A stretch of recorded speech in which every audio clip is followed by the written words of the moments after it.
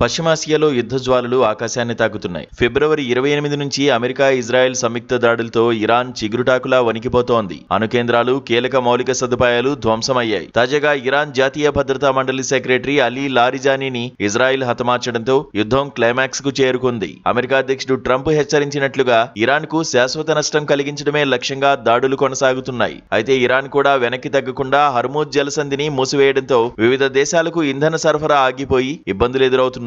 మరోవైపు ప్రపంచవ్యాప్తంగా దేశాలన్నీ ఆర్థిక నష్టాల్లోకి వెళ్తున్నాయి.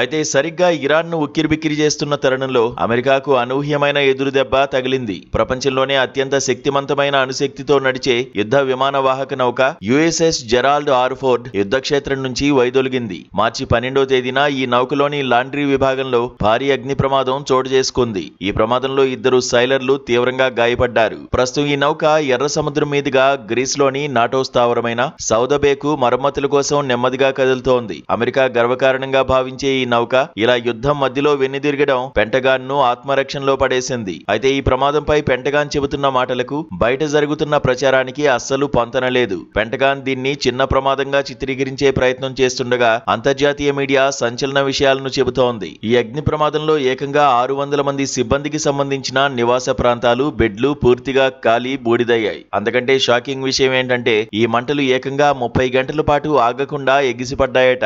ఇంతటి సుదీర్ఘకాలం మంటలు చెలరేగాయంటే నౌక అంతర్గత భాగాలకు ఎంత భారీ నష్టం వాటిల్లుంటుందో అర్థం చేసుకోవచ్చు. అందుకే అత్యవసర మరమ్మతుల నిమిత్తం దీన్ని గ్రీస్ కు తరలిస్తున్నారు.